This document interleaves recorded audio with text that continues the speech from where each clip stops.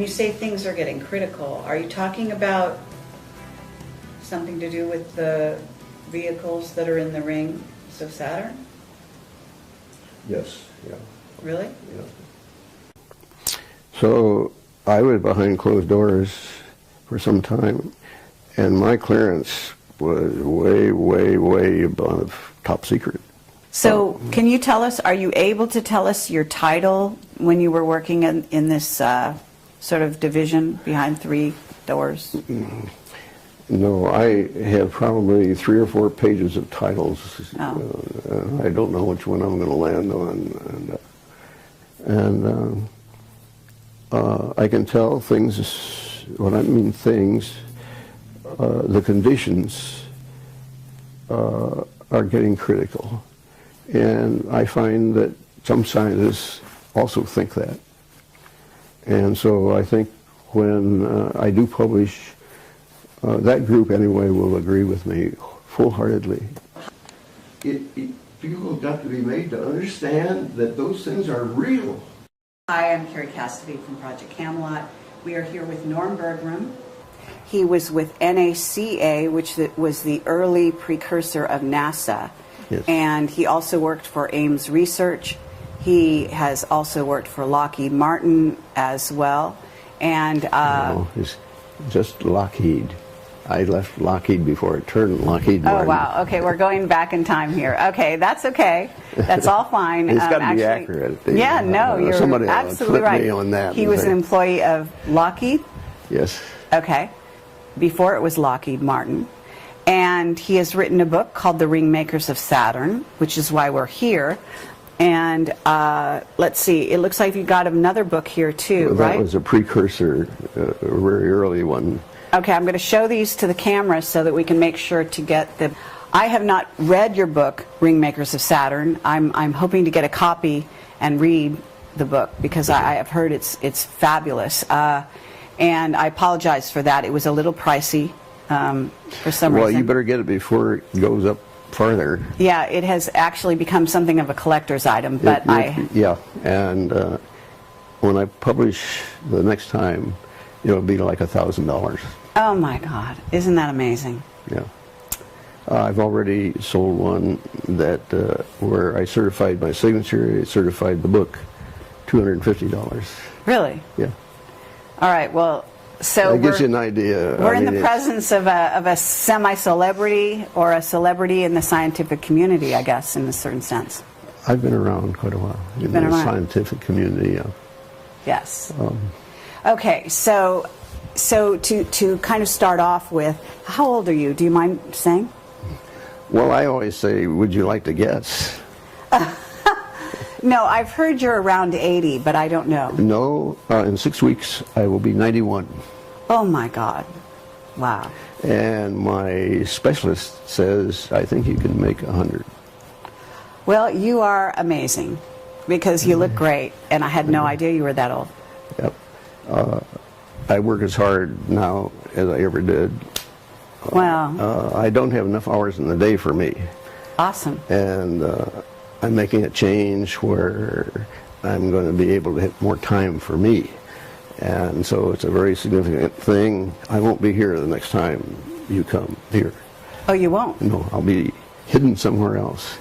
Oh, hidden in an underground base doing top secret? No, it's just a very nice place, but I will not be easy to get to. Wow. Yeah. I've had my stuff stolen here. Have you? Yeah. So I'm going in for, you don't know where I am. Incredible. Okay, well, that's very, very interesting. And right now we're in Los Altos Hills, and we are actually in your home. And thank you very much for having us here. Well, you're welcome. My wife and I always enjoyed it. And I designed the whole thing. It's a lovely area, and it's a lovely home. Thank you very much. And it's been very exciting trying to get here. I've actually, I wanted to interview you almost a year and a half, 2 years ago. Yes. And unfortunately at that time your wife had passed on. Yeah. And so you took some time, obviously. We're on our way to the Sacramento UFO conference. And so this was right on the way. Yes. And so it was very kind of you to let us come into your home. Glad that you're here. Thank you. So what I'd like to do is have you introduce yourself and your background, because obviously I've been getting a number of things wrong because... Well, you got it right now, and the point I think you're interested in is how did I ever get interested in this? Well, I've got lots of questions, but we could definitely start with that. But first, before you do that, what I want you to do is I want you to talk about your background. I want you to talk about sort of how you made your career progress, I guess you would call it, in the scientific community. Okay. Well, it was at the time of the war, and I was with Douglas Aircraft. And I was on the drawing board designing turrets for a fighter airplane, and it had to be heated. Then a department manager showed up one day, and he asked my boss, "Is there anybody here that would like to come up north? I need somebody bad fast." That's essentially what it amounted to. And he said, "Yeah, check with Norm." And I'd heard so much great things about being up in the northern parts, more rural and down in the south. And so we said yes. And I went to Ames Laboratory. When I walked in the door, I was immediately an assistant project manager. When that happened, at that point, I was just a plain mechanical engineer. With some administrative things that Cornell was able to give me. But I was told, you never use your feelings here. You use data. And that has stuck with me all my life. Don't use your feelings. And you've got to nail something down.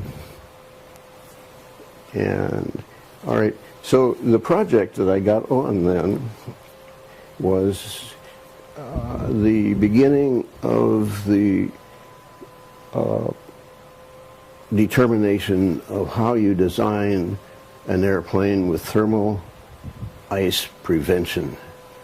What the equations are to govern how much heat you have. This required flying around in icing conditions, and we measured drop size, temperature, and how much water was in a cube of space. You had to analyze the cold, the effect of cold on airplanes? Well, there were two purposes. One was to be able to have some airplanes fly over the Himalayas safely, and that was the first application to airplanes. And then the second was to be able to build an icing wind tunnel, and that was done in Cleveland, Ohio. What year was this? Oh golly, approximately. 1945 was when they started to build, I think. The flights were mandatory, and what we had was a sort of a dummy wing mounted amidship where we could adjust the heat on this model and determine exactly how much heat it took to get the ice that you saw there to go away. Oh, I see. There were some precarious flights. What about flying in the Antarctic? Did you have to fly, or did they do any tests down there? I think it's probably safer to fly in the Antarctic than it is where we flew. Oh, really? Yes, because it precludes formation of large drops. If you have large drops and they freeze, you're in bad trouble in an airplane. Oh, so it's the medium cold that is a problem. Yes, see, that's why we measure temperature, you see. One of the, I got to tell you this story, is that we flew from Laramie, Wyoming, to Salt Lake City. And in between there's a range of mountains, but there's a cutout, so that you can go through there at low altitudes.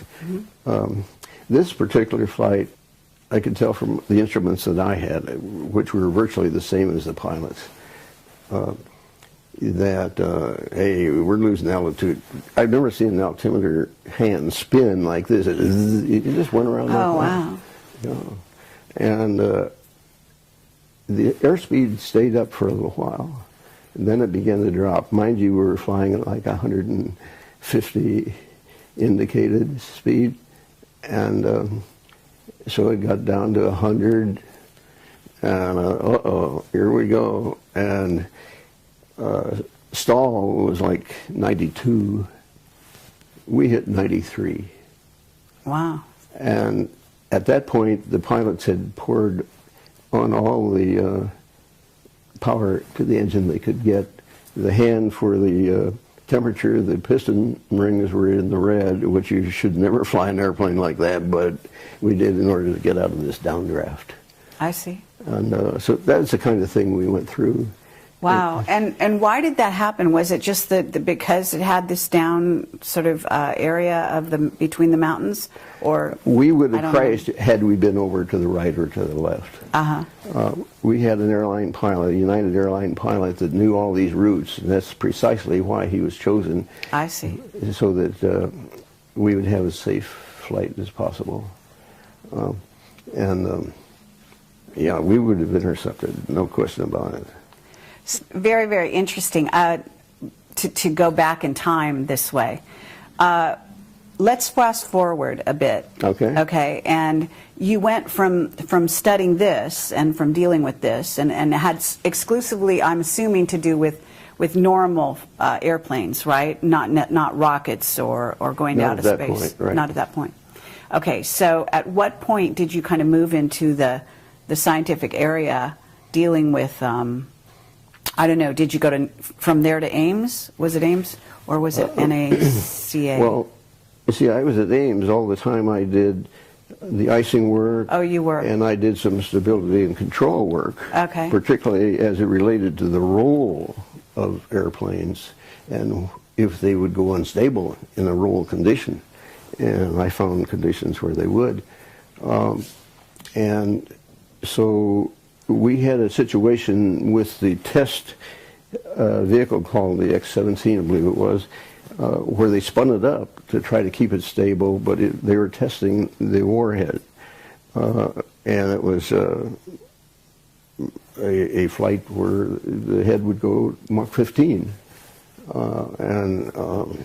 Okay, so I was able to back out the reason for it, and it had to be that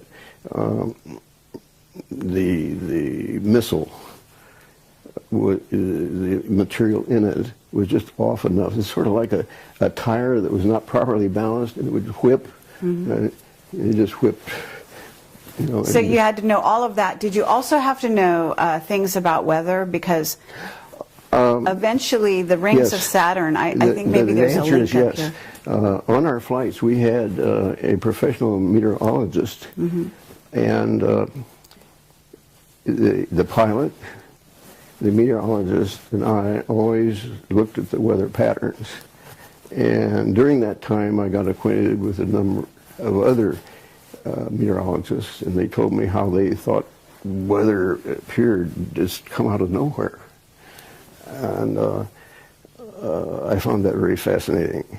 And anyway, the meteorologist and I wrote a joint report on the meteorology of icing. Oh. And so you had that background as well. So, okay, that was at Ames, correct? Yes. You see, we knew the icing program was going to come to a close, so a bunch of us proposed flights at Mach 15. And lo and behold, one fellow went down to the newly opened missile division in Van Nuys. And he wrote me a letter and said, "Norm, you won't believe this. They're doing just what you guys wanted to do." And here's an application, and they just fill it out. This is where you should be. And I did fill it out. My pay went up by a factor of 3, and at one point where we had this instability of the test for going Mach 15 down there, the head of the project was so impressed with how simple it was to fix this that I became one of his favorite guys. I see. Okay, so at that point you're working a little more in, when you say the missile area, but was that was still, I mean, we're still talking about here on Earth, right? Yes. So how did you make that transition to looking at... No problem. The equations are the same, airplane-wise, as the missile. Okay. And as a rocket as right, well, right? Yeah. So did you, I mean, I'm really not sure, but did you work on the shuttles? No. No? No, that was after. That was later. Yeah. That was. So what was the politics that went from NACA to NASA? Because you must have been around right during the transition, right?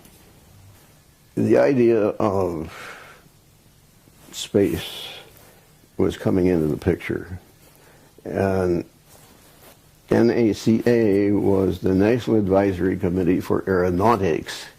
So how do you fit it in? Well, we'll just invent another organization, and we'll call it NASA, National Aeronautics and Space Administration. I see. So they get both of them in there. But in a sense, when you were at NACA, because you wrote the Ringmakers of Saturn, so at some point you were already looking out to the stars, right? So if this organization was just called National Aeronautics, what was it, organization, NACA? The National Advisory Committee for Aeronautics. Advisor, okay. But they had to go into space before it became NASA.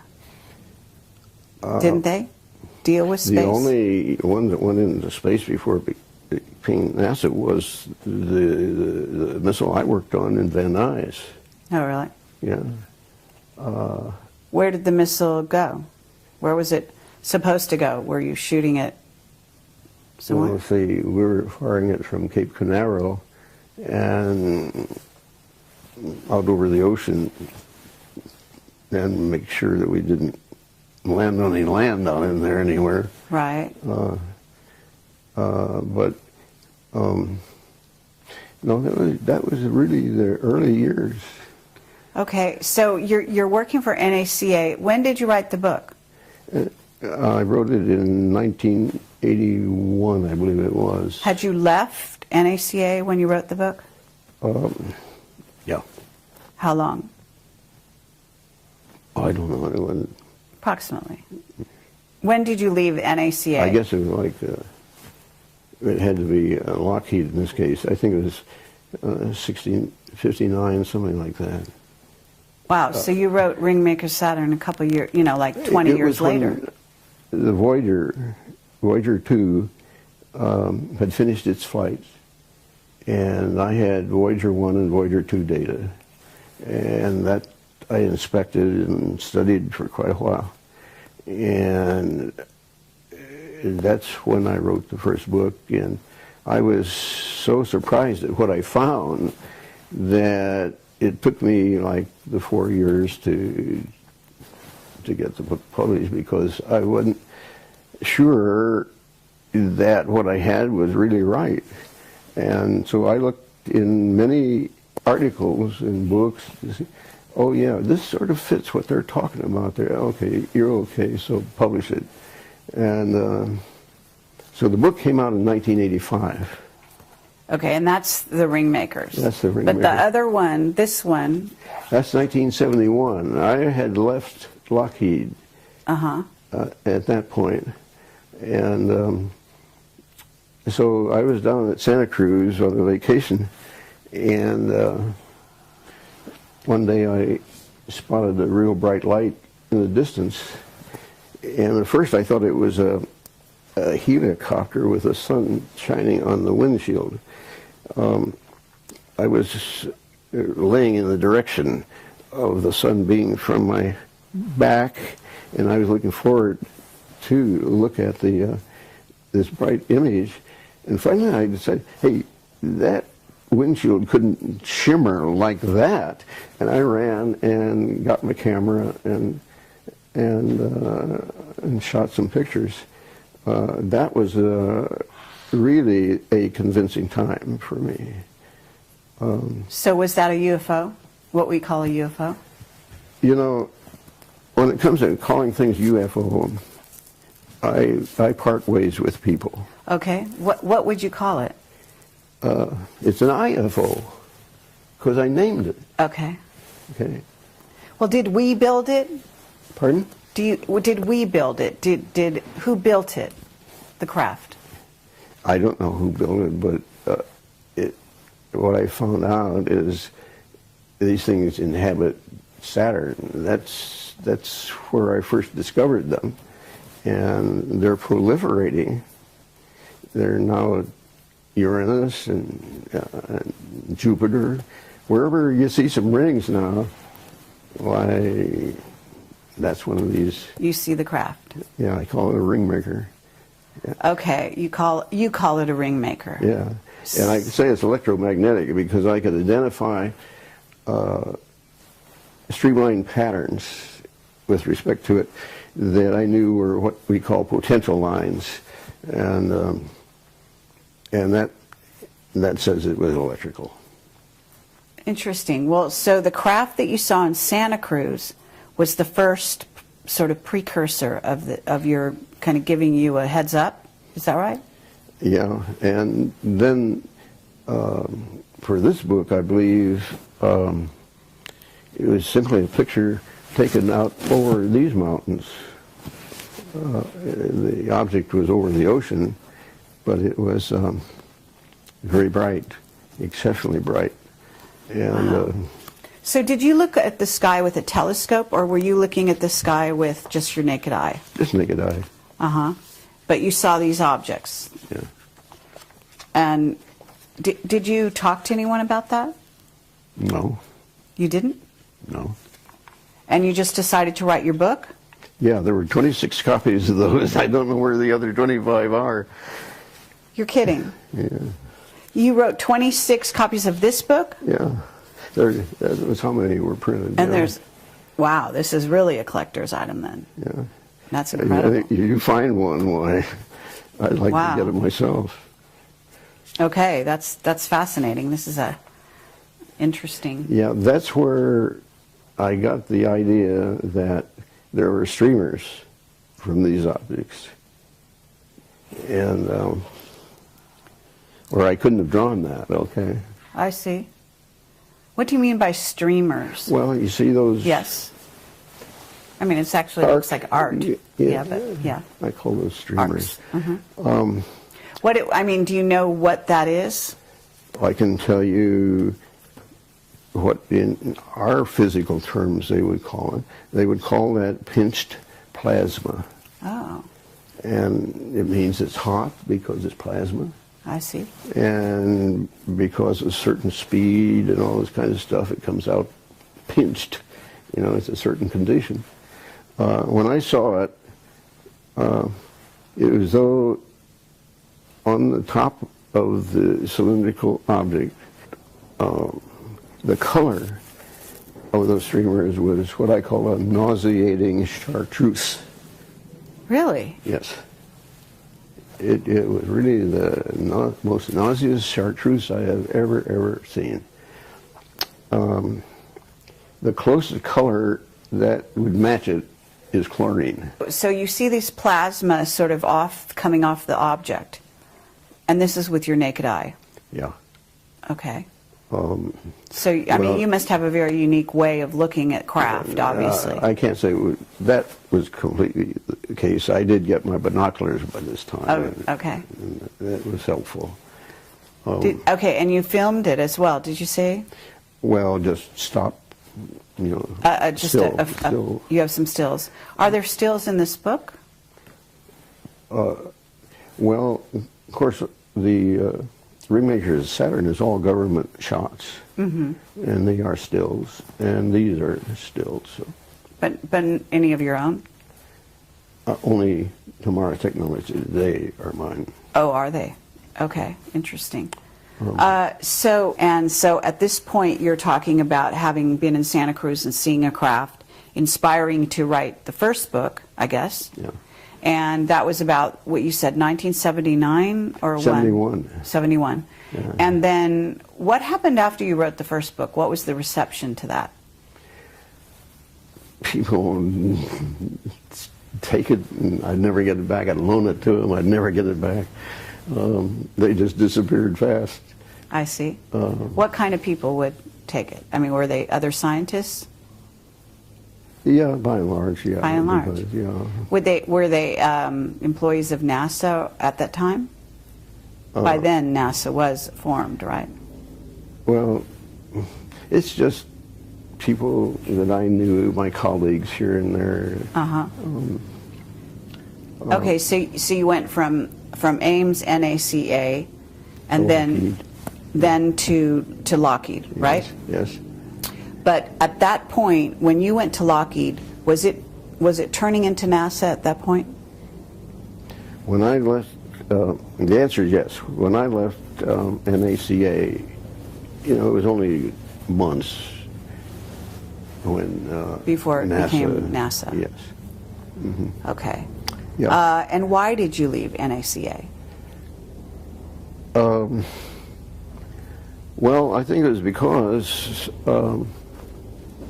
the fellow that sent me the app thought I should be down there. He said, "Hey, this is the kind of thing you've been doing there, and you should be here." And he was so right. Oh, so the organization that sent you the application from Southern California was Lockheed? The fellow that sent me the application formerly worked at Lockheed. I see. So was it Lockheed Skunk Works that you ended up? No, I haven't been in there. I don't. You haven't? No.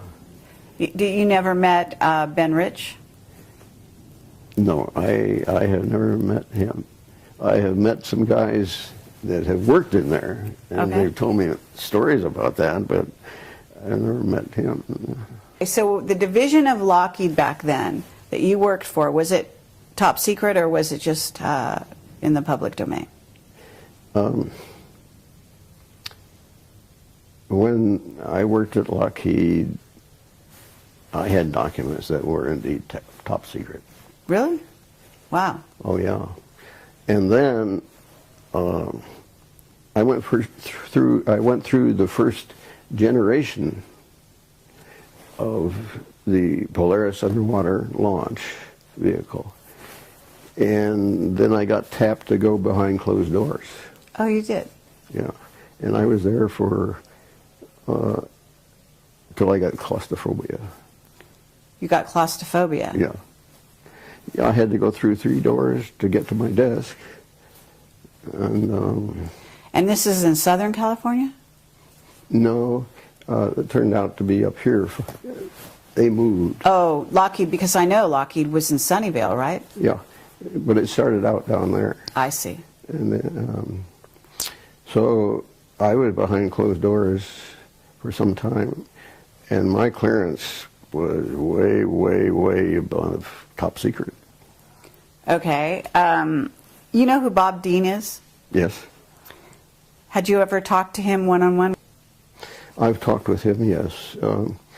He believes what I put here is yes, that is correct. And I agree with him.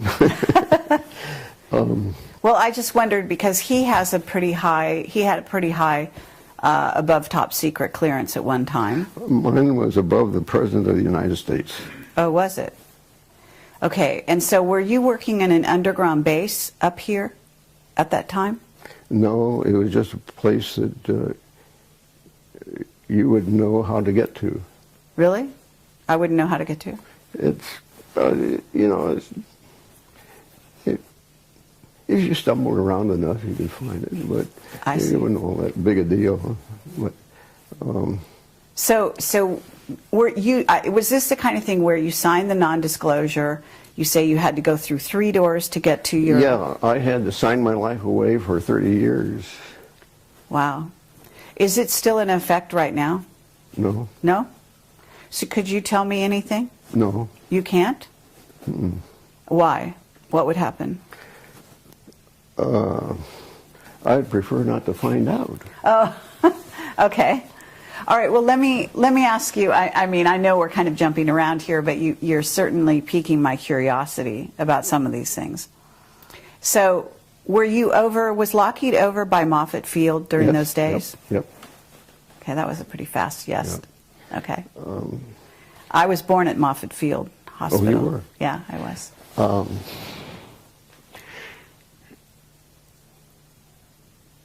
There was, were you there at the time when the Macon went down? The what? The Macon? The Macon?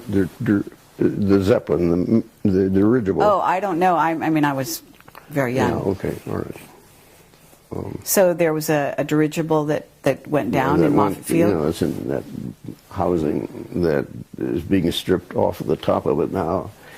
The hangar. The hangar. Has a lot of history. Yeah. So did you ever see any UFOs out there?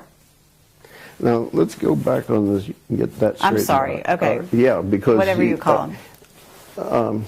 You see, when you say unidentified flying object... You're right. You're absolutely right. You can't go anywhere with that. Okay. The only reason I see that people like UFOs is for that very reason, so I can keep in business all the time. Because it's unresolvable. Okay. Now, that's so you've identified it. But when you resolve something, you know... Okay. But if you were in above top secret, let's say you might have seen some craft in those hangars. Is that right? It was my first clue that there was something in space that was different. Okay. I was handed one day a set of data. The guy that gave it to me said, nobody else around here has ever been able to get anything out of these data, and if anybody can, you can. And so I went through it, and I found this one spot of data that really looked interesting. And I slugged through plotting it up. It was quite a difficult task to draw the picture of that. Mm-hmm. And when I got it, you could tell it was something strange. Oh, wow. Yeah. So let me ask you this. Can you tell me that you actually saw these things on the ground at all? Were they in location? I didn't, at that time. I have seen one on the ground in Antarctica. You have? Not personally, but an image of one, which I wished I had cut out. Right. So no, these things can come in real low. Yeah. They're all sizes. Mm-hmm. It's the same deal as airplanes. You know, they're Cubs and all that kind of... You know. Right, and so when you're talking about the craft in the rings of Saturn, you're talking about something huge, right? Yes. Much bigger than we could even conceive of, I understand. What is it? I don't know, what was it, 70,000 square feet? I could, in looking down on the rings, I could see parallel lines crossing the ring, all the rings at once. Mm-hmm. That's about as long as you can get them. That's incredible. But I could tell that those lines demarked the outside of an object. Mm-hmm. And that's how I came up with the scale I present in there of different lengths of these things. Okay, so at this time, though, you've written the first book, and you're working above top secret. You say you got claustrophobia, and at that point, you hadn't written Ringmakers of Saturn. That's right. Had you start to stumble on some of the information that eventually went into the book? I didn't start anything with a book until after Voyager 1 and Voyager 2 flew. Okay. But did you, back in those days, you already were sort of clued in that there were... Exactly. That's why I started looking at anything I get a hold of. And this turned out to be just 35 millimeter slides that Caltech had released to the public distributor down there. And so I got just these small little slides. And but you, at the time that you got that, you were not employed with anyone, correct. Is that right? Yeah, I was on my own. Yeah. Yeah, I knew eventually I had to do that. So are you sort of saying, when you say you got claustrophobia, I don't know what that means. Do you mean that you became sort of tired of working at in this above top secret area? Yeah, no, not tired, and it was very exciting. I got to see everything that went on all over the world. Wow. Nothing much has changed. Yeah?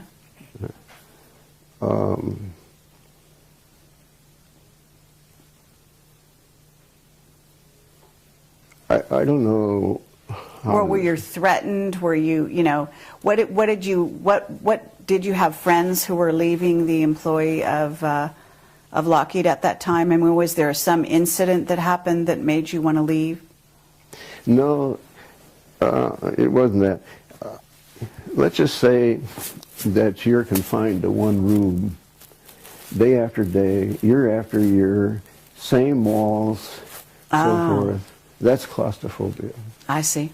But I knew that, hey, there's something going on out there, and see if you can't find it.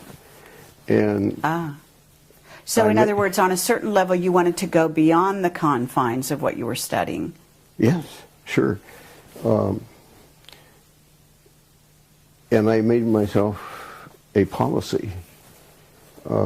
It's got to be all government images. No shots by me or any other person. Okay. Because what happens is that if you say, oh, let's say I took the picture. What film did you use? What shutter did you use? Da da da da da. Mm-hmm. That is never questioned when you have a government picture. Okay, but have you heard that NASA alters their footage coming from the moon, etc.? I know some of the things they do with it, yeah. Okay, so even their footage is not always dependable, right? Although I guess it's dependable to begin with. It's just that they start altering it later. I have been told by a very reliable source. He asked me what camera did I get that image from on the moon. I said Hasselblad, and he said, "That's right." He says, "I thought we darkened that enough that you wouldn't find it." Oh yes, so you were finding things that they thought they covered up. Yeah. Incredible. Yeah, yeah. That must have been a lot of fun. And this guy says, "Well, I suppose you want me to go out and tell everybody about that." I said, "No, I don't want to embarrass you. That doesn't make any difference to me. Whatever you want to do is fine with me. I'm just saying I found what you saw." Okay, what about the Mars footage? The people that look at that, I wonder sometimes how in the world they can say what they do. Because you can find a lot in that footage. Oh, yes. No question. So have you got your own photographs that you got from the government that you then were able to, sort of look at and keep in sort of pristine condition? I'll tell you, at this juncture, I don't know what I have. I finally went to put it in a vault that the people claimed nobody can get in here, including the government. But unfortunately, somehow, somebody did. Oh, really? Yeah. And what they do, like I have some of it on a laptop, some of it's just on discs and so forth, they garble it. They run it through something and they garble it. So it's no longer... And sometimes there's just nothing on there. And I know that there should be something, and there's nothing. So I don't know how much of the early stuff I can put together. What I do know is I can put together it any time. Okay, so Just I because don't of need that old stuff, you can tell people. Really? You know, I don't need it. Because you know, you're familiar with the landscapes, you know where things are. I know where, I'm familiar with the landscape, I know pretty much what's going on. Okay, so, well, that's very tantalizing.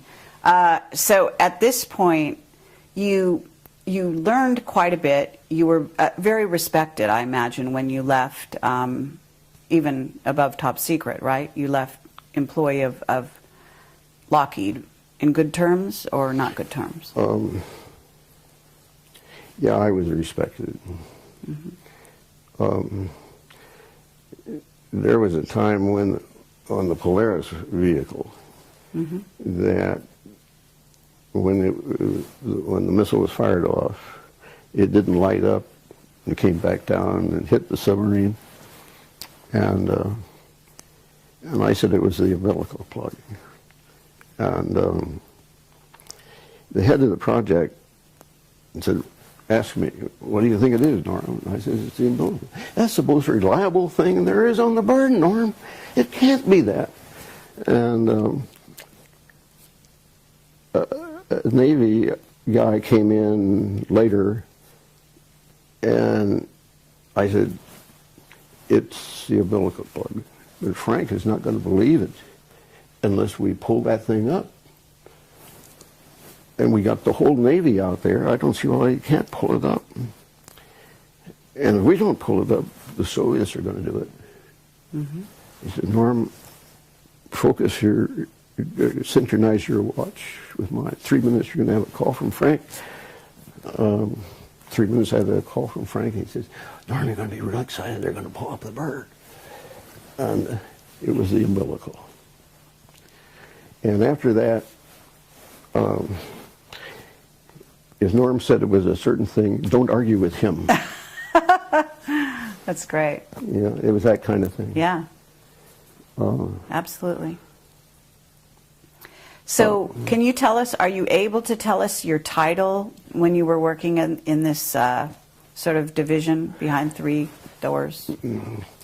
No, I have probably 3 or 4 pages of titles. I don't know which one I'm going to land on. And I think what's going to happen is that I'm just going to have to find the images that I can get that either aren't affected by anything, or I get some new ones of some sort that will sort of govern how this whole thing goes together. I am very aware of Sagan's principle. When you make big claims, you have to have big data, you know, and that's the big thing about it. That amassing enough data that it's got to be true. There's so much of it, you know, and it takes a long time to put together that kind of story. Right, but you've been working on this whole idea for a long time. It's up here, all right. Yes. But I haven't been able to get anything much down on paper. I spent 2 years with my wife before she died, and 2 years getting things straightened out afterwards. So there's 4 years in there I've lost. I see. And I can tell things, when I mean things, the conditions are getting critical. And I find that some scientists also think that.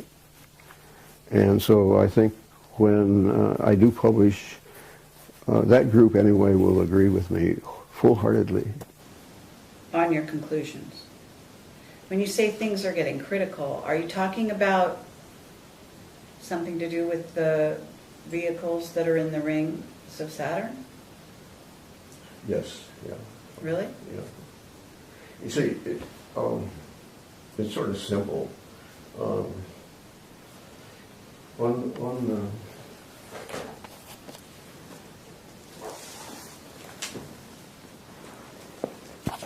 That's a lot of energy.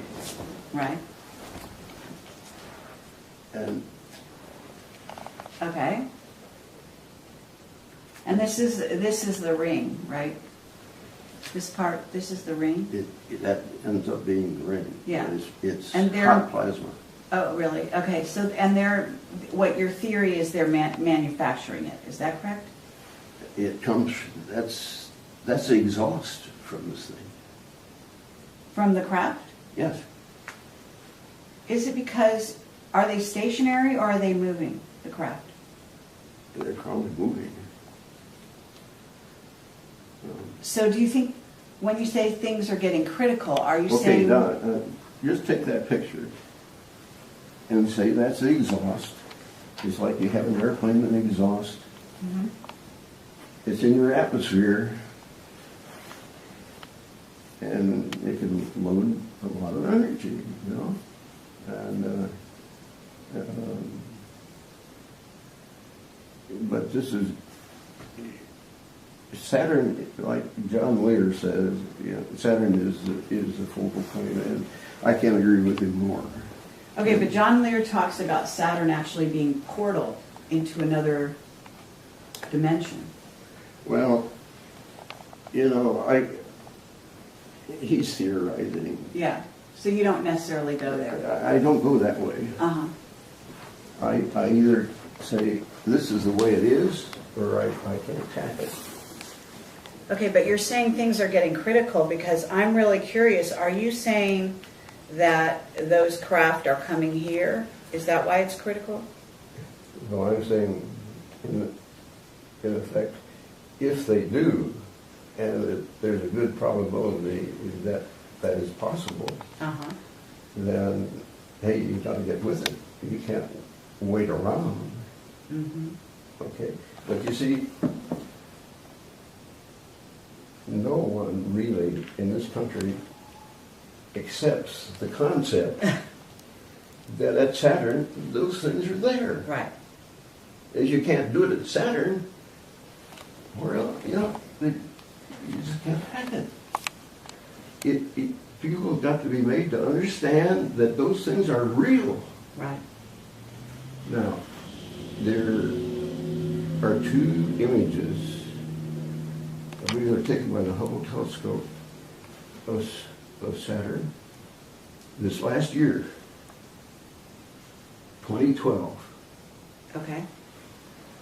that shows objects under the rings and one just right to the edge. Like I said, they were. Mm-hmm. Okay? Is that Cassini? Did the photographs come from Cassini? The last ones, no, the ones I told you about that shows those Right. are No. Hubble's. Those are from Hubble. Yeah. But am I wrong? They closed down Hubble, right? Well, yeah. Or that's the official story, Uh, right? Wherever they closed it down is 2012 before they show you the picture. It's 2012 before they show you the picture. What do you mean Yeah, by that? and I was able to tell that before 1985. Yes. So you were way ahead of I'm everyone. way ahead. Yeah. And that is too long to tolerate that kind of science. Mm-hmm. It's just too long. Now, I have 3 reports, I guess, on the environment, let's say, in UNESCO, but they're yay thick, all three of them weigh 18 pounds, or about 6 pounds each. And they have to vote on what they think goes on. That is not science. They have to That's vote. politics. Okay, yeah, That's not you're right. science. That's absolutely But right. there is they sell it to you as though it's science. It is not science. Okay? And that is the hump that you could help get us over. Okay. Hey, those things are real. Okay, but if there are craft, there are beings. Okay, people have asked me about, I call them vehicles, okay? Right. Now, I did not call them objects. That was too neuter for me. Okay. I had a Stanford professor said you ought to call them objects, Norm. No. They have all of the qualities of a vehicle. They can move. You know, they're just like a missile or anything like that. So that much we can say about them, for sure. Okay. So I'm calling it a vehicle. Okay. Okay, somebody comes along and says, well, now where would you manufacture one that's 2.5 Earth lengths long? And that's a hard question to answer. However, if you think of it in terms of its living entity, it's just another kind of thing that we've got in our universe.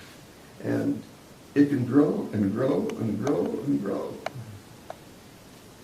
Okay, So it can be an EMV and it can itself have life. Uh-huh.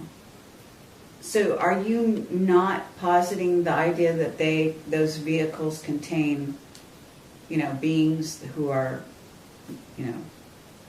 maybe like us? Yeah, I only go along with government images.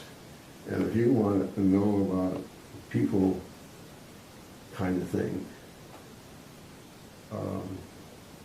there is the ship that picked up the Voyager capsule at Alameda Naval Shipyard, and they have a picture there of I think it's the Apollo flight that Buzz and Neil were on. But anyway, there is one image there that shows black people getting off. So people with dark skin getting off. Not dark, black. Black skin. Really black. Yeah. Were they tall? Yes. Very tall? Yeah. How tall? Do you know? Well, they got out the doorway. I don't know how high that is, but Well, what? it's safe. 7 feet would be probably a conservative estimate. Have you heard about Clark McClellan's statement about that? No. Oh, you haven't? No. Have you ever been in touch with him? No. No? I have tried to stay independent and not be affected by others' opinions. Mm-hmm. I would rather have what I present clash with somebody else and see who wins. Okay. And settle it that way, rather than make a shouting match over it. Sure. I learned at Ames that the longer you shouted, the more probable it was that you would get your way. And I don't want to go through that routine. Okay. Well, good for you. So you're saying it's what did you say, $5 million? Billion? $4 billion. Yeah. So that's an estimate of how valuable he thinks all of this is.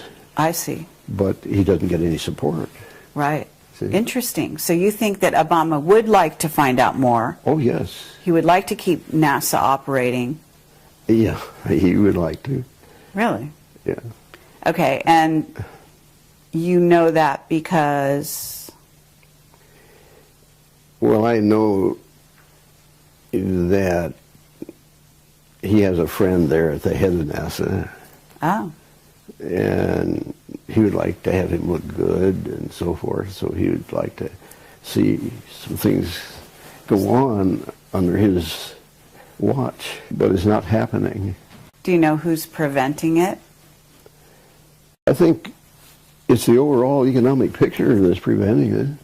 I was in public policy in my organization, my professional organization, American Institute of Aeronautics and Astronautics. And I've been on Capitol Hill and visited the various congressional offices and trying to point out to them what we felt was important. We made a list of 10 items. And such as? What would be an example of something important? This Ringmakers of Saturn? I mean, the vehicles? Oh, no, this is way out in left field. Oh, so okay. Not even that close, Oh, no. Not going in that direction. No, it's like you got to protect the doors of the pilot's compartment because of terrorists, you know? Oh, that. Okay. I mean, just practical things. I see. And, okay, the budget for aeronautics has gone to practically to zero because space has swiped it because it's so expensive. Mm-hmm. And you just try to juggle money around, and it's a strange place back there in Washington. But it's a big education to try to do some public policy. Okay, well, that's pretty unusual to have a scientist that tries to do public policy. When you called yourself, I don't know if you consider yourself aeronautics engineer? I just say I'm a scientist engineer. Okay. It's hard to be a scientist without being an engineer. Okay. And when you say training for just an engineer, I don't think that's going to work. And that shows to me how little understanding there is about that educational aspect. Did you ever go to Stanford? Mm-hmm. You did. Did you graduate from there? I got a quarter in, and then my dad passed away, and he was supporting me, and that was the end of that. But it was long enough to be an alumnus of Stanford. And okay. The other interesting thing is that Ezra Cornell and Leland Stanford got together on the founding of Stanford. So for many years there's been a close relationship between the two. Oh, between Cornell and Stanford. Yeah, and so rather than making Cornell my home university, Stanford definitely is my home. Okay. But to get back to the subject at hand, with regard to the rings and regard to what you've seen, and when you wrote your book, what was the response to the book when you published it in the scientific community, at Stanford, at these places? I would say practically zero. No reaction? If it is, I never found out about it. Uh-huh. I think only now are they beginning to listen, and it's come around this way. I was in early April given some fruit, and the person that gave it to me had bringing over followed up fruit for a number of times when we had lunch here. And this one evening, I decided, well, I'm going to cut a little out of that apple. It looks so bad anyway. And I took about 2 cubic inches out of 1 cubic inch out of one and another cubic inch out of the other. And that was about 11 o'clock. And about 2 o'clock in the morning, I really began to feel ill. And I even called my son who lives in Tracy. I said, this is a heads up. I said, I'm beginning to feel really ill. and you ought to come over. And he didn't make it over. I felt I was getting so ill, I called the neighbor next door to take me to the hospital. Wow. I was just going downhill like that. Incredible. And I'd never experienced that. That was an attempt on my life. Mm-hmm. The specialist that I have, he had one question for me. He said, Norm, what triggered this? And I said, I think it's the apple. Does that make sense? Yes. Wow. So he had a theory already. And he's a prof of internal medicine, and he's one of the smartest ones I've ever run across there at the hospital. And so... You didn't happen to have a piece of the apple analyzed or anything? Oh, it was all thrown. I threw it all the way down the drain. But anyway, because of the nature of the happening and the kind of question that he asked me, I saw him about a week ago, he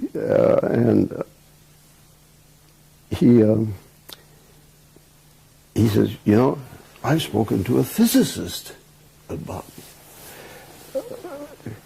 people, about some of your ideas.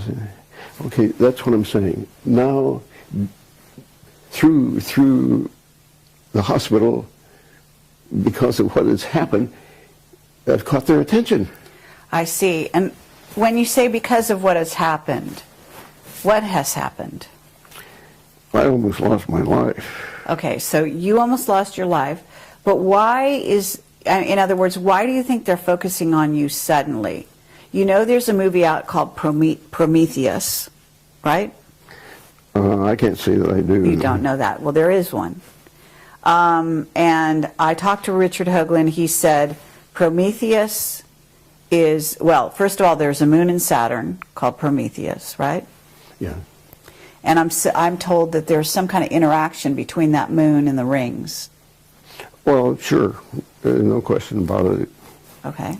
Yeah, I would agree with him. And and you say there's something going on now. It's becoming critical, is how you're terming it. Yeah, it's much more prevalent than what we saw in 1985 or a little earlier. Meaning there's more activity on Saturn, do you think, or just more activity around this question about the rings and the craft in the rings? No, there's actual activity. There is. You know, to start off with, Uranus, which is one of the other planets, did not have rings. That's right. But now it does. Right. See? And so that kind of thing is going on. And we really ought to get to the root of it. Okay, do you have a theory on why Uranus suddenly has rings? Well, sure, it's the exhaust just like... so that's how I think the attention is being obtained. And so I would expect something to happen a little bit. You would? Yes. When you say something to happen, what are you suggesting? I'm suggesting that Stanford, let's say, well, let's look into what Norm's doing. Okay, but you just told me you were going to be leaving here and going to kind of a secret location. Mm-hmm. Have they asked you to come back in to work for them? No. No? Nobody has asked me to come back. Fact is, as far as my own professional organization is concerned, it does not fit at all with their objectives. How is it different? It's too controversial. your theories, you mean? Now look, this is not a theory when there's data. If I propose something, that is a theory. Okay, so your data or your conclusions? Yes, conclusions. Your conclusions Yeah. are too controversial, is what you're saying. Yeah. Okay. Yeah. They don't want to get involved in that. But if there, as you say, there are new rings around Uranus, and there's other activity on other planets too, isn't there? In the solar Jupiter. system? Jupiter? And what's happening with Jupiter? It's getting rings. It's getting rings. Okay, and are you seeing craft there as well? Vehicles, as you call them? I haven't identified craft, but I can tell you that where there's rings, there are these things. So we have these ring makers, and they create tremendous energy. Yeah. Can you tell us more about what you think is going on there? You've got any ideas along those lines? Well,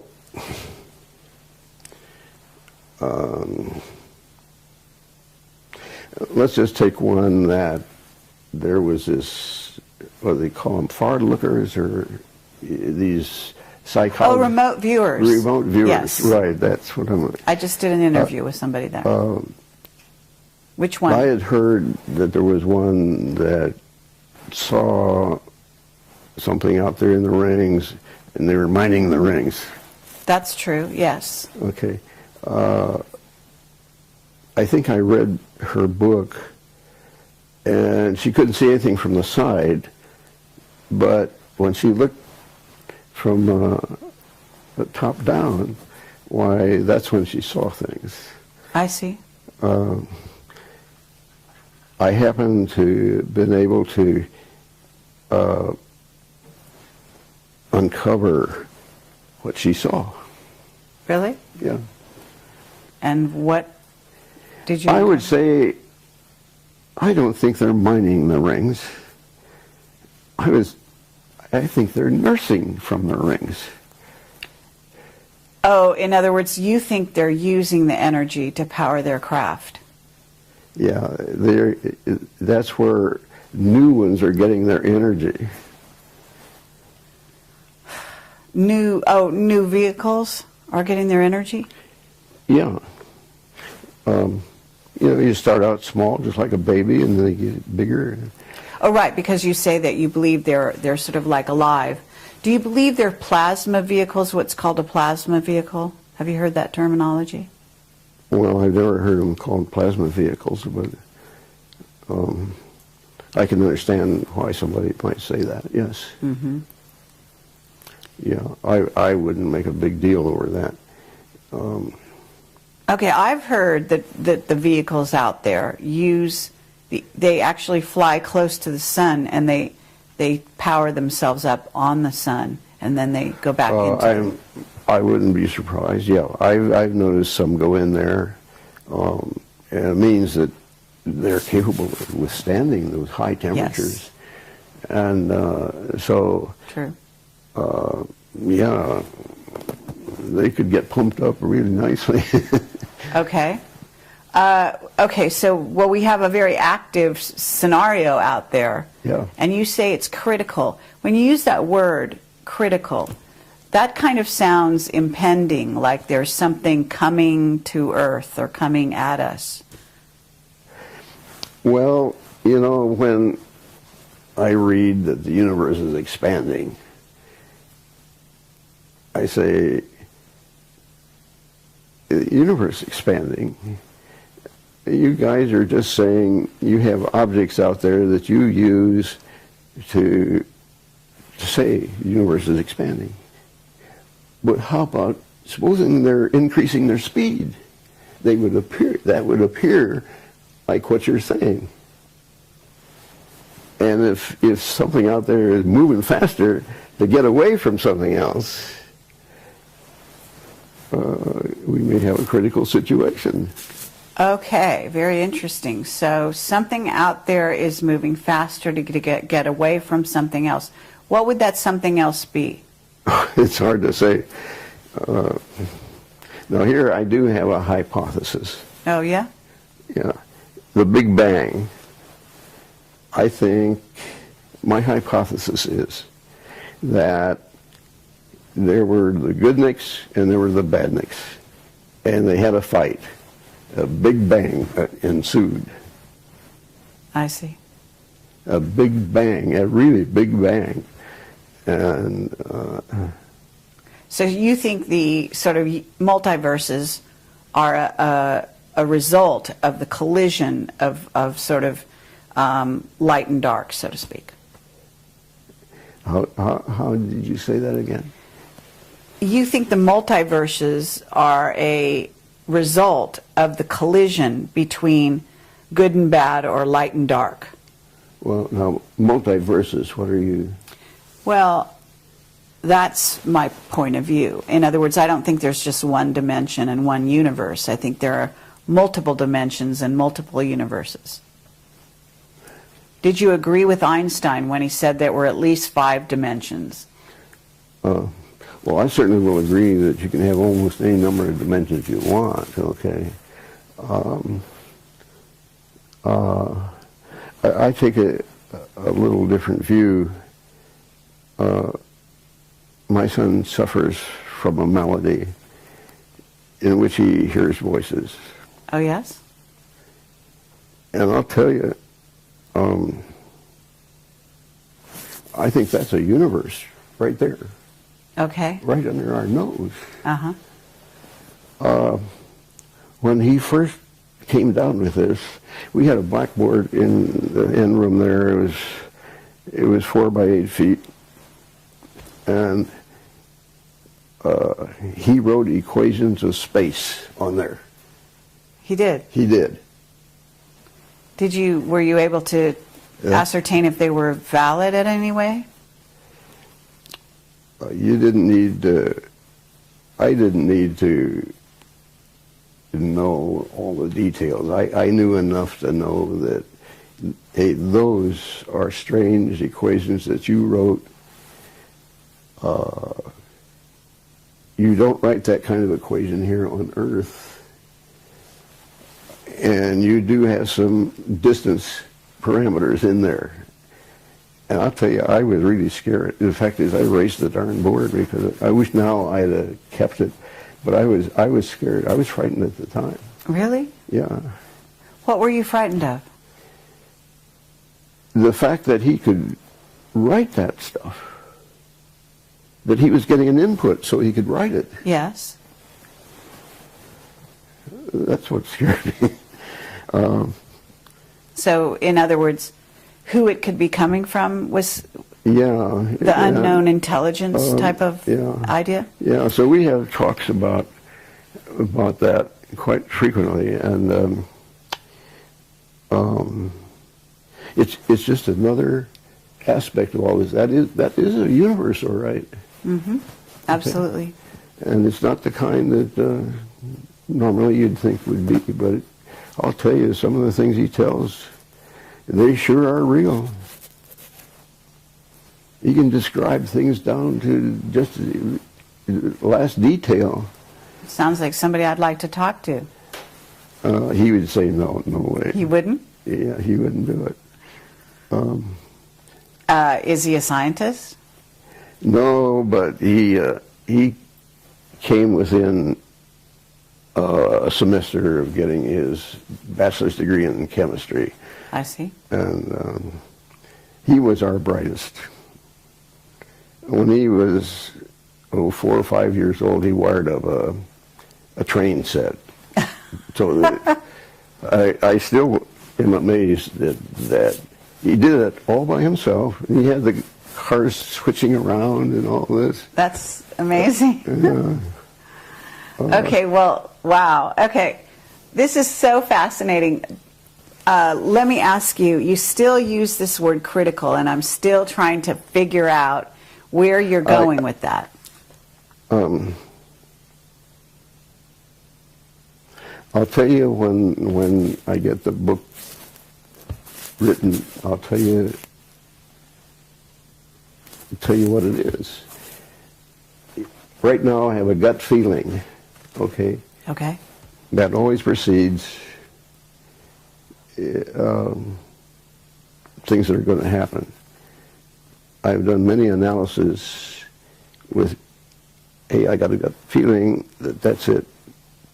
See if it is it, and I'll be right. And you'll be right. Mm-hmm. Yeah. So you're someone whose gut feelings are something to pay attention yeah, to. it's a gut feeling right now. Wow, that's incredible. Let me ask you, are you still in touch with the scientific community? Do you consider yourself, or do you consider yourself out on the fringe? How do you feel about that? Oh, by definition, I've been out on the fringe ever since I left Lockheed. That's the way that definition goes.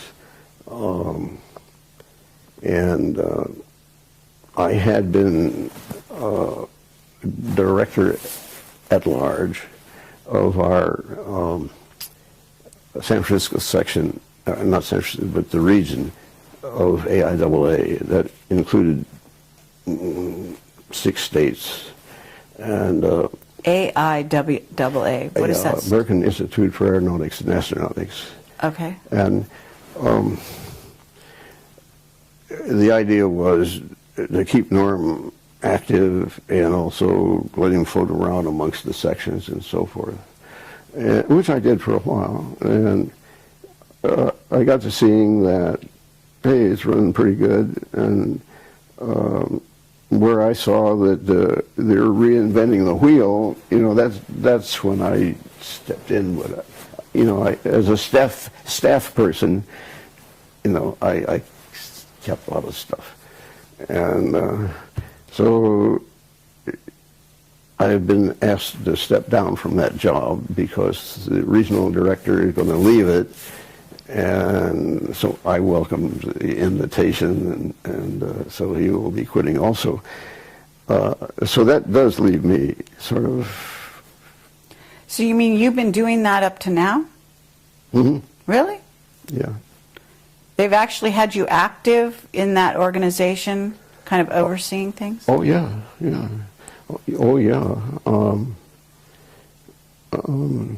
It wasn't much, but when you read what's going on in Arizona and Washington and so forth, it takes a while to read all that stuff. Mm-hmm. And so, well, let me ask you, I mean, you know that NASA has been sort of a front organization. I call them a front organization for the secret space program.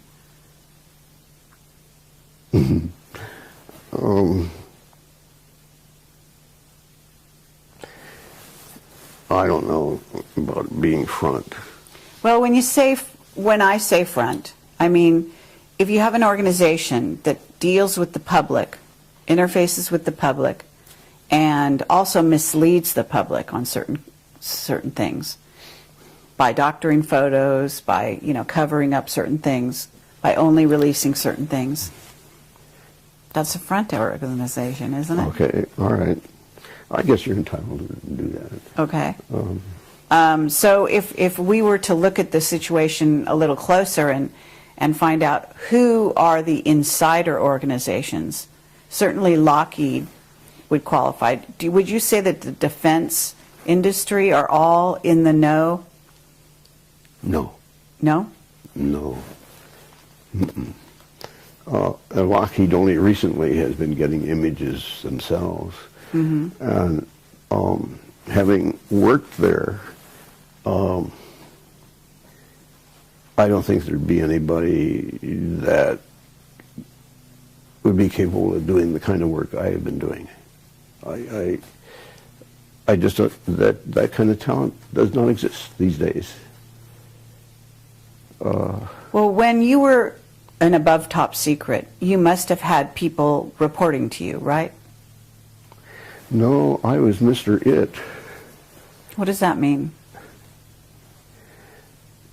Were you Dr. Strangelove? I mean, what were you? By it, okay, here's some data. Uh-huh. Tell me what it means. So you were the go-to guy. I was the go-to guy for, you know, whatever they handed me, I took it apart. One of my reports went to Kennedy. Oh, yeah? Do you think that Kennedy was killed because he wanted to reveal things they didn't want out there? I don't know. We had a fellow that was from headquarters, and that occurred while we were all behind closed doors, and they were completely dumbfounded about it all. They couldn't figure that out at all. You mean, what couldn't they figure out? You mean why he was killed? Yeah, yeah. Why or how, even that. I mean, and it's still a mystery today to a large extent. But anyway, it was interesting to hear stuff, opinions from headquarters, from a headquarter guy. So they were stunned by Kennedy's assassination. Yeah, they were, yes. Even no behind closed doors, yeah. as you call it. Yeah. Back then. Yeah. That's very interesting. Well, if you were to look at the time when you were behind closed doors and you left on good terms, you say, right? Yeah. Did other people leave at the same time you left, or did people stay there? Oh, they stayed there. I was proselyted out. What does that mean? I went to work for a firm that had started up. A fellow was a nationally known aerodynamicist, and he founded his company, and he wanted to grow it, and he attracted me. You can give yourself whatever name you want. We're going to try to expand my company.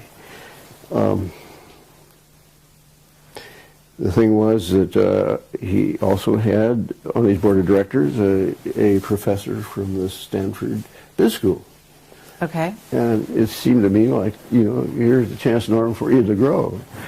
And but things did not work out for either of us that way.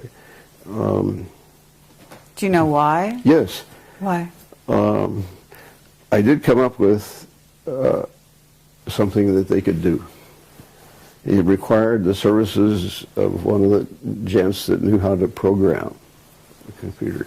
And that was the advantage of the outfit. They said, I can it can handle any size computer that there is. And, okay, so the day came, and this fellow's name that owned the company, his name was Jack, and Jack called a fellow in and says, Norm's ready for you to program things. Jack, I'm going to have to think about that. Can I tell you over in the morning what my decision is?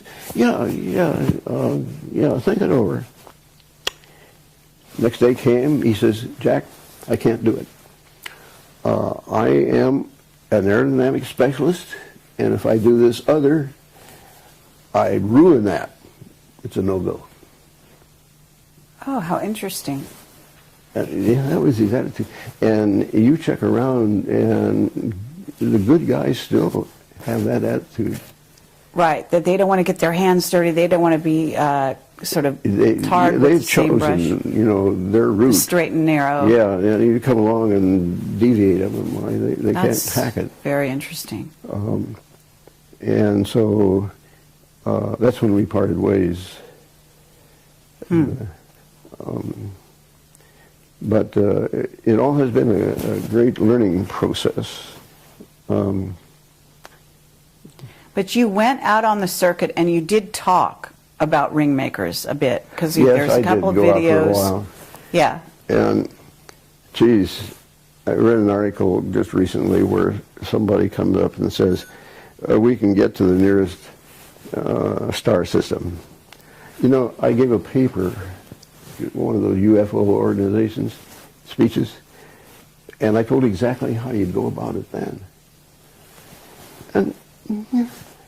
And so now, you know, it comes along, oh, for Pete's sake. And you did back when? When was this? Oh, In the 80s? well, it had to be after 85, 88, something like that. So are you, you know, I have so many questions. Would you say time travel is possible?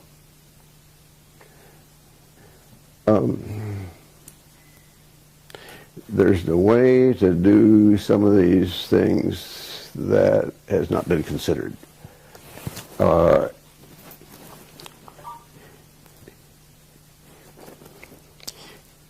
You know what Mach number is? Okay. Okay. Einstein got together with Mach one time and asked him, how do you set up stuff in a reference manner? I'm faced with that, what I'm doing. And Mach says, you get a reference. And speed of sound is mine for aerodynamics. And I can just see Einstein walking away. What's the biggest number I can find? You know, the speed of light. See? All right, so it had commonly been thought that you can't go faster than the speed of light. Right. It has been commonly thought that you couldn't go faster than the speed of sound. I say, hey, wait a minute here. You know, I found like 16 samples of where astronomers measure things going faster than the speed of light. Yes. Okay. See, now there it sets up a new regime. Okay. Okay. So if, in other words, you're kind of alluding to the idea that if you're going faster than the speed of sound, we go into the area of time travel from that point on, right? Yeah. Yeah. However you want to mechanize it. Okay. What about these vehicles in the rings? Aren't they going faster than the speed of light? Oh, I don't know. I've never seen one, you know, in that condition. Okay. Not at all. Well, let's say, is it possible, I mean, I don't know how you want to classify this, but if those craft, or some of the craft, the smaller ones maybe, leave there and come here, isn't that possible? Yeah, it's possible. Okay. And is it possible that they've been coming here on a regular basis? I don't know about that.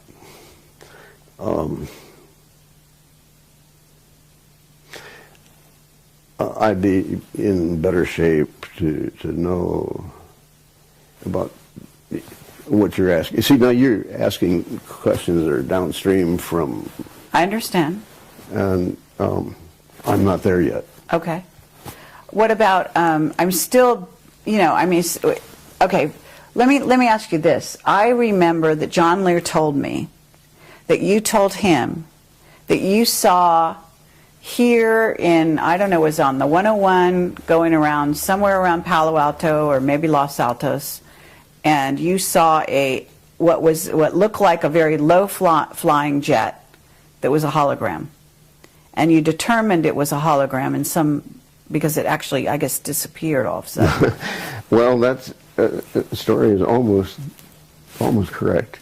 I was with this fellow Jack at the time.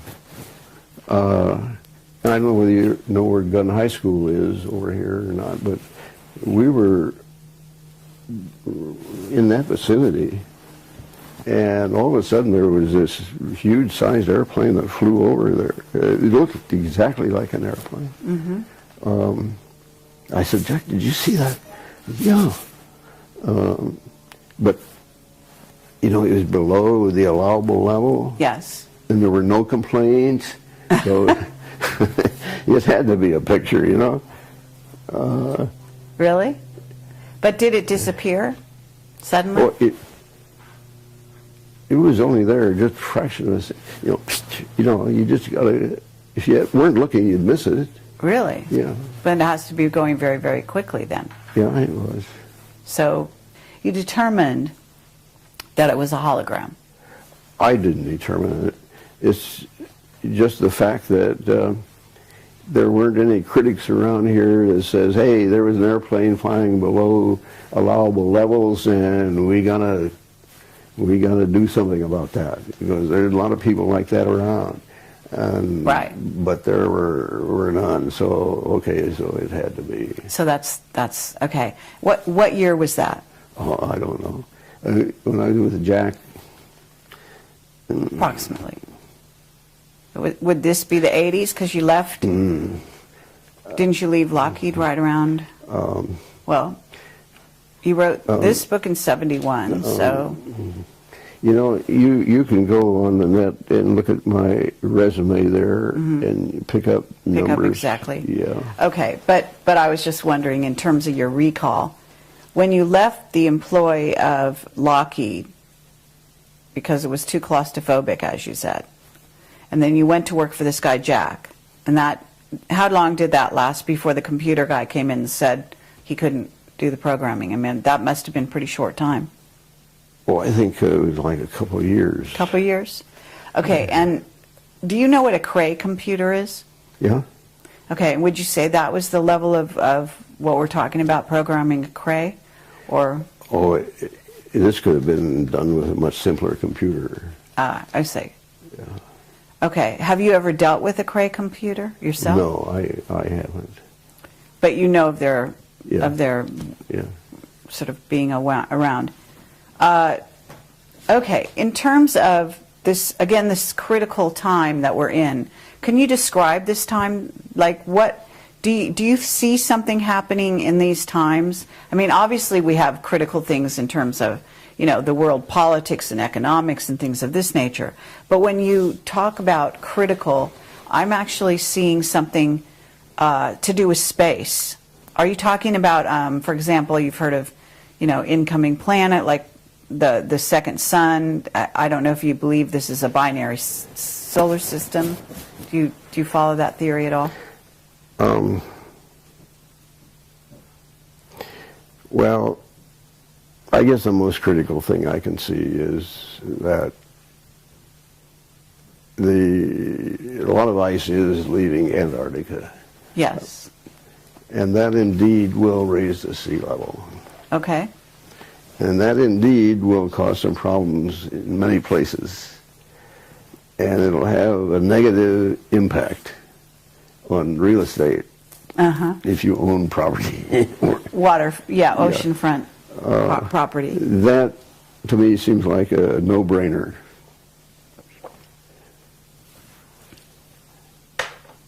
Have you talked to some remote viewers? No. No? No. Other than the story you said about the woman Yeah. who looked down on the rings. You know, that's interesting that somebody has that capability. Right. But it's not something that's acceptable scientifically. Okay. Okay. Well, the craft, again, the vehicles in the rings, you don't think they're mining, but you think they're using the energy to power themselves, in essence. Well, when you say power themselves, power the entity, the vehicle. You know, the objects that I saw were very small inside the ring, and they were connected to the inside ring. And it just seemed to me like, oh, hey, these are babies, you know. And that's how I came up with the idea that they're nursing from the ring. You know, they're getting life, strength, and whatever you want to call it. But I think that that's how they are growing, is using the rings. Now, in terms of mining, think about that level of thought. Mining is something that we do here on Earth. You don't have to be very bright to do mining. Okay. How do I know? Because I have worked in a mine. Okay. And So we're dealing with lots of smarts, and I don't think they, I mean, this is too low for them. Mm-hmm. My knee is too low. All right. So on two counts, I think what we got there is a life form. Absolutely. Do you believe that we're communicating with them? Have you had any evidence of that? Oh, no. No? You know, we are not capable of doing that. You know, SETI has tried to communicate with extraterrestrials, and they haven't done it yet. They have chosen the type of person, the type of entity that they want to communicate with is somebody that knows how to build radios. Right. That constrains them in their thinking immensely. Right. Okay. Well, okay, but of course we're Project Camelot, and we talk to people like Richard Hoagland and so forth, and I don't know if you've heard of Zecharia Sitchin. Yeah. And his theories. He passed on recently. Yeah. Did you know him by the I met him, yeah. You met him? Yeah. Did you ever talk about your theories with him? Or your conclusions? No, we didn't have that much time. It was more interesting listening to what he came up with. But there's a case where he's got some real solid stuff, but nobody wants to pay attention to it. Mm-hmm. You know. Right. Richard Hoagland just recently said to me that he thinks he's seen cities in those rings. Cities. Cities. He's seeing cities in the rings of Saturn. Well, Richard has seen cities in lots of other places. Right. I would not call them cities myself. Okay. Now,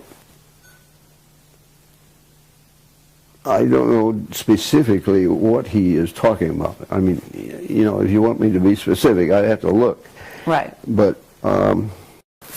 he's thinking again of something like San Francisco, or, you know, you look down on it and there's a city, you know, laid out. Well, I'm not sure how he's characterized. You know, we didn't have a chance to talk about how he's characterizing this idea of a city. In other words, it could be constructive, some sort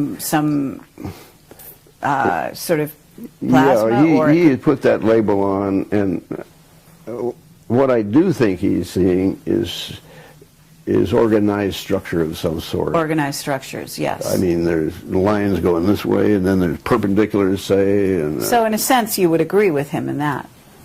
Yeah, I mean, there's that kind organized of thing structures. There can be straight lines out there. Yeah. Yeah. So, and almost any formation can be made that is desired. So, if he sees a checkerboard kind of thing, and that's a city. It's not a city, but that is a checkerboard kind of thing. When you talk about plasma, what are you talking about? Are you talking about the same thing that Wilhelm Reich would be talking about when he talks about orgone? Or is plasma like another stage of orgone? Or about him, but there is one flight out to Saturn where the instrument flew by the ring, and the idea was to sense the plasma in there. It had a wide frequency range, and it turned out to be plasma, and so it ticked, and they knew the speed, and they knew the time it took to pass the ring, and so they knew how thick it was. And now that was a plasma indicator. Okay. So it has been measured that indeed there is plasma rings. Mm-hmm. But you read also where, oh, this is a bunch of broken up moons that got there, and there's confusion in their storytelling. But the rings that are suddenly appearing around Uranus, these are not broken up moons, right? All I can say is, the rings are there, and my interpretation is, by inference, I see the rings, so somewhere there's an EMV. And they're never where you think they're going to be. Do you have you thought about the idea that I guess I talked to Sean David Morton, who met you years ago. I don't know if you remember Sean. Mm-mm. Sean David Morton. He's a sort of a psychic, and he lives in Southern California. Anyway, he's a friend of mine, and he said that recently they've actually photographed, I guess, the top of Saturn, and they've seen that there's a hexagonal Yes. shape. Yes. You've heard of that? Yes. That seems to support your theory or your conclusions. That's what he said. Do you agree with that? Yeah. Any geometric form can be made. Okay. But you don't see anything. I mean, isn't there a significance to the hexagon in the Saturn symbology? Well, I would never expect a hexagon there, but I have never expected to see some of the other things I've seen either. So I did want to visit Saturn in the write-up I did, because there are some things that need to be fleshed out for people. Okay. And if I haven't lost it on my discs, why, I'll be able to make a nice little story about all that. Okay. If you haven't lost it, in other words, if it wasn't stolen? Yeah, or boogered up. Erased and messed with. Okay, well, I'm running out of tape here again, right? And I guess we've been going for quite some time, Right. so I don't want to tire you out too much. But is there anything that we haven't covered that you'd like to say to make it part of this this presentation here? They could ask me to be vice president. Because you'd like to change the policy and what's going on. Yeah. And you've had clearances above, with above, way above top secret. So in a sense, they should be coming to you for advice, I would say. Yeah, they should. Yeah. Well, let's recommend that. Let's recommend that they come to Norm Bergrun and one guy in this critical not too time. long ago was bitching about the candidates, and I said, Jack, you can just write my name in, can't you? He said, yeah, hey, that's a good idea. Did you know, I just want to know, did you know Arthur C. Clarke? No. I didn't go that route. I have been always so much up to here, sort of career-wise, Right. what I've been involved in. Yes. I haven't been the social guy I should have been. Hopefully, that's going to change. Okay. I'd like to see that.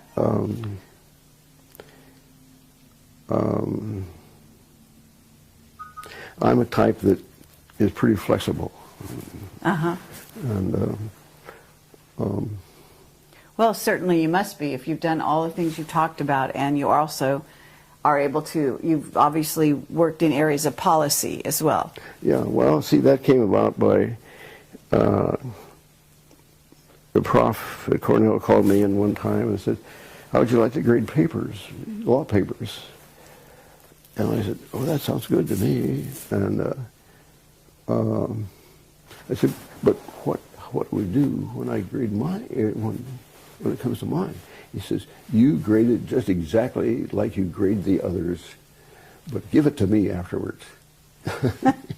But he told me that as an engineer, you really ought to get law under your belt, because you know the nomenclature, and these are the guys that are running the country, basically. Mm-hmm.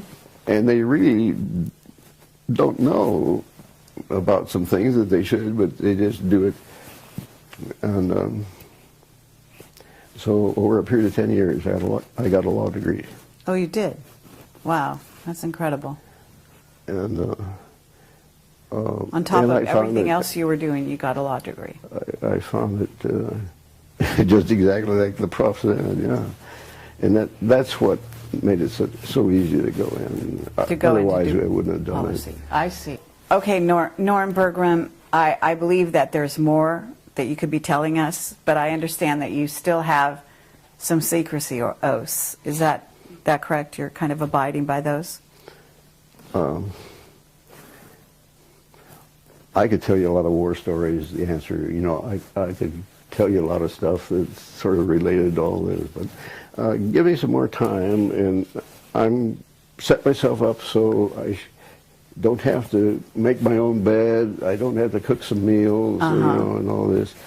And TV will be taken care of for me. Just a lot of things will go to zero. I see. And so Norma's going to have some more time to do some things to get it together.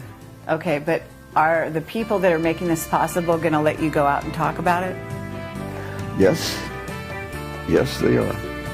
And I already tweaked them.